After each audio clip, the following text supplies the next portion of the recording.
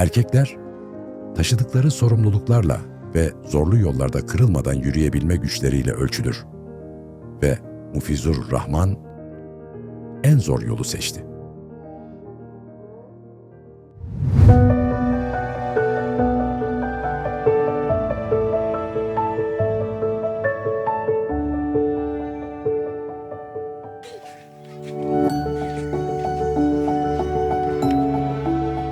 Başkaları tek bir hedefe odaklanırken, Mufiz aynı anda hayatın tüm cephelerinde mücadele ediyor. আমার নাম Mofiz Rahman. I বর্মার Arkan state মামলা township কুলাবিল হদেয়ান পারায়ানত আসছিলাম। আর 2017 মাঝে আরা বর্মার সরকারে যা আরারে জেনোসাইড গেছে ইয়ার পরে আরা বাংলাদেশের মাঝে আসি। এখন উগা জেনোসাইড সার্ভাইভার আর রিফিউজি হিসাবে বাংলাদেশের রিফিউজি ক্যাম্পের মাঝে আছে। আই বর্মার মাঝে স্টুডেন্ট হিসাবে আসছিলাম।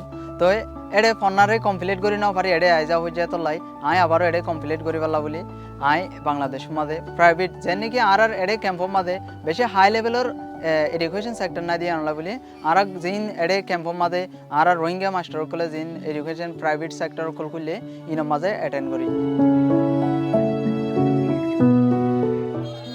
O, ailesinin tek geçim kaynağı. Bir yandan işinde çalışıyor, bir yandan küçük ticaretini yürütüyor. Tüm bu ağır yükün altında bile eğitimini tamamlamakta ısrar ediyor. আই বর্মার তাই দিলতি আর্টরে বেশি পছন্দ করতাম।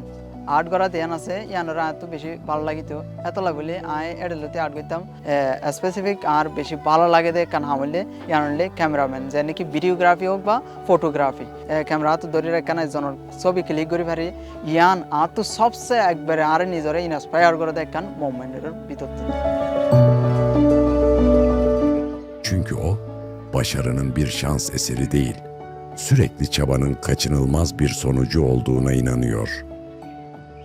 আর তো ফ্যামিলি দে আর নিজের ক্যারিয়ারের বেশি চিন্তা করার ধ্যান হলা বলি আই ফুয়াতি মাতি দোয়ানের দে আর সড়বি কেবা সরি করি আর জিন্দগিরে দুন হস্টর ফুয়াতি এলমরে ফুয়াতি পড়ে যায় ধ্যান আই সিরিফ আর হরাপ রাস্তা আর দুনিয়ায় রে আই সই আর গলত বুঝি পারি দে ইয়ান বুঝি পারি বললা বলি আই এলমরে সামনে পড়ে যাই দে সামনের আর মুস্তাকবেলের আর বাপ হইলে আই ফলে শুরুর মাঝে আই আর পন্না পড়াই আনরে শেষ করি রে আর যেন আশা আর লাইফের মাঝে একবার মাথার মাঝে একবার ইয়ান সেট করে রাখি দে যেন নাকি গো ভিডিওগ্রাফার বা ফটোগ্রাফার বনি বেলাই আর ইয়ান একবারে ফাইনাল ইয়ান কান আর ড্রিম।